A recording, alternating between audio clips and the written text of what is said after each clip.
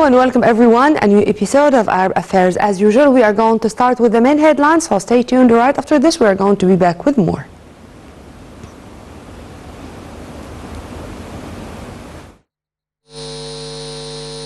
President Abdel Fattah al-Sisi exchanged greeting cables with the Arab and Muslim leaders on the occasion marking the new Hijri year. The president said that the Hijrah by Prophet Muhammad forms a prominent turning point in the history of the Islamic nation and called on God that the new year brings peace and prosperity to the Arab and Islamic countries in which the aspirations of their peoples are realized.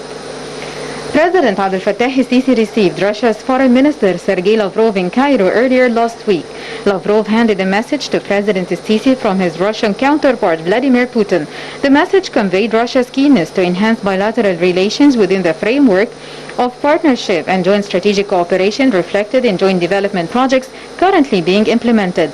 The message also included valuing Egypt's initiative to form the Ministerial Communications Committee with the framework of the Arab League to settle the Ukrainian crisis. Meanwhile, Foreign Minister Sameh Shoukry also met with the visiting Russian Foreign Minister Lavrov. After the meeting, Shoukry and Lavrov held a joint press conference during which Shoukry said that Egypt was looking forward to finding a political settlement to the Russian-Ukrainian crisis. Russian Foreign Minister Sergei Lavrov visited the headquarters of the Arab League, where he gave a speech on the latest developments of the Russian-Ukrainian conflict. Lavrov said that the Russian reservations about NATO enlargement were neglected and that the construction of a Russian anti-military bases in Ukraine was planned. He asserted that the Minsk agreement was violated and Kiev bombarded Russian zones with missiles. However, Lavrov appreciated the responsible approach the Arab League has taken towards the Ukrainian crisis, despite the Russian legitimate security fears, which were illustrated by the West's supply of weapons to neighboring countries. French President Emmanuel Macron warmly welcomed Saudi Arabia's Crown Prince Mohammed bin Salman for talks in Paris.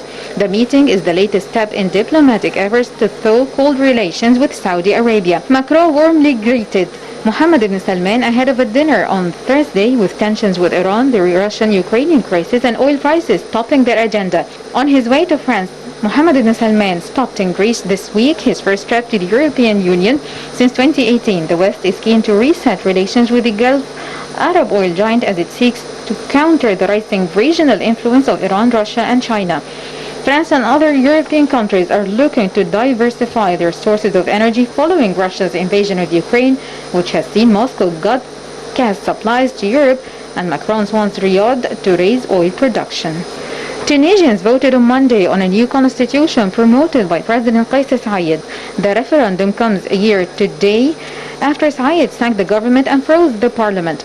Saied's move were welcomed by many Tunisians fed up with a grinding economic crisis, political turmoil, and a system they felt had brought little improvement since the 2011 revolution. Polling took place in blistering summer heat, with some voters turning up before 6 a.m. to queue in the relative cool.